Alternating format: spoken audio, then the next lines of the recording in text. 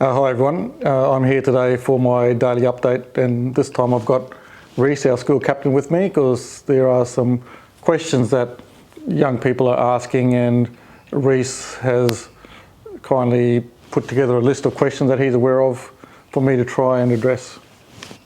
So, Mr. Singh, I've got a few questions about coronavirus that I think most people have got in their mind as well. When might we be able to go back to school?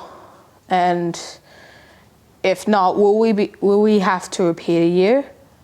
Look, first thing is you won't have to repeat a year. Even students in year 12 are not going to be required to do an extra year, so year 6 definitely will not have to do the extra year.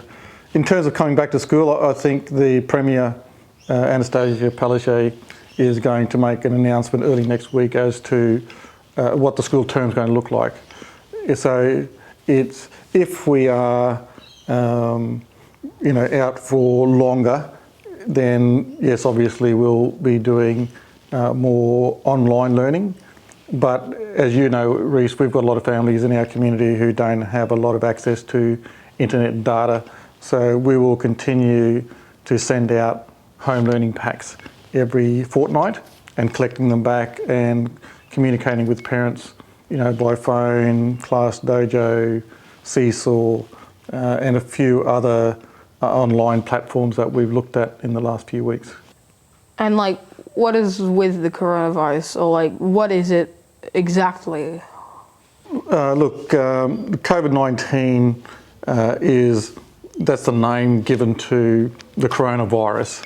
So basically it's a very highly contagious virus which originated in Wuhan in China and has rapidly spread to all parts of the world.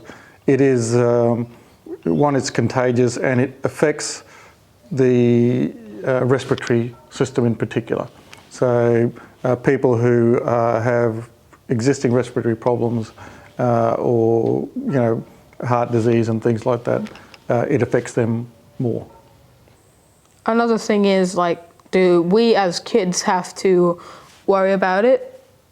Getting sick and infected and maybe even going to hospital? Look, I think everyone should be worried about it to some degree. I think that the thing is that we know that it's not going to be transmitted if we keep social distance. So the good thing with it, yes, we need to be worried, but if we take the precautions which the health department has outlined in terms of keeping 1.5 metres apart, limiting our contact with other people, then it reduces the risk of contracting COVID-19. The other thing is for children, it doesn't seem to have the same effect on kids. It still makes children sick, but it's more like, for most children, it's like getting a common cold. But like any illness, some children are more vulnerable than others. So I think we need to be worried and we need to be careful, but we don't need to panic, because as long as we take the right precautions, first of all, we won't get it, and secondly, if we do, then it's probably going to affect children less.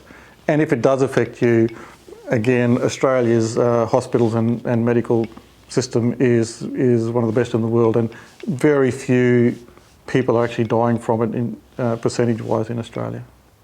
One more question, should everyone be worrying about it?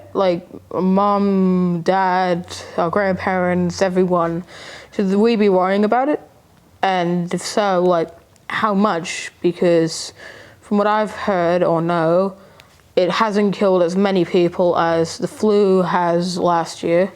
Oh, look, we can't say, every minute, every day we should be focusing on COVID-19. I think as part of my updates the last few times, Reese, I've said, we can't just listen to social media and news all day about COVID-19. We still have to live our lives. And the thing is, if you ask anyone, the most important thing in their life is their family. This is an opportunity to spend some more time with your family and those close to you. And in those cases where we're not physically close to the family, then we need to reach out more through social media and phones and things like that. Reece, yesterday I spoke about a family, the Odell family out in outback Australia, and mum Jackie and her daughter Riddell. Now, they've lived like that for ages. They've kept socially connected with their family and friends. So I think, we just need to take a step back and say, well, yeah, look, this is getting us to think differently about how we live our lives, but we can still be connected to people. We've probably got an opportunity to talk more with our loved ones and those that we care about now if we're prepared to take the time to use things like social media and the internet, Skype, FaceTime, Zoom, Instagram, all those sorts of things that we're using. So I think that's where we need to do in terms of connecting with each other. But if we have to work from home, will it be online and FaceTiming and whatever, or will we do it on mail and paper and stuff like that? Yeah, look, it'll be a little bit different. I mean, the first stage one of our response at Tallawong State School was very much about the home learning packs. But in that time and over the holidays, some staff have been in working out what's the best way to stay connected with students and families if we are out for a longer period of time. So you'll find if we're out for longer, there'll be a mixture of things that'll happen. Yes, you will get fortnightly home learning packs sent in. There will be core learnings that we need collected back.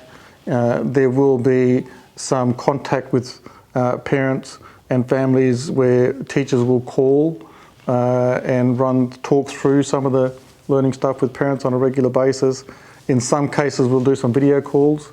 There'll be opportunities for parents to book online appointments, just as people do with doctors now with telehealth and things. There'll be a system for children and families to connect with teachers in that way. And there'll also be some additional work available because some students and families want to do some extension activities, and for those there'll be some virtual learning opportunities. So probably more of a range of things than what we had before the holidays, Reese. Plus, I live at home with my niece, and before I was living with Jai, but now I'm living with my baby niece, and both of them were really annoying when I had to stay at home for a long while. So for everyone who has siblings or just getting a bit annoyed by their family, do you have any tips or something for them? I know, Reece, you might want to start by talking to my family because some of my family says I get pretty annoying sometimes at home too. So, look, there's a couple of things here. I've been talking about mindfulness, and next week I'm going to do a series of talks, I guess, or information sessions on mindfulness, which helps for people to deal with frustration and those sorts of things.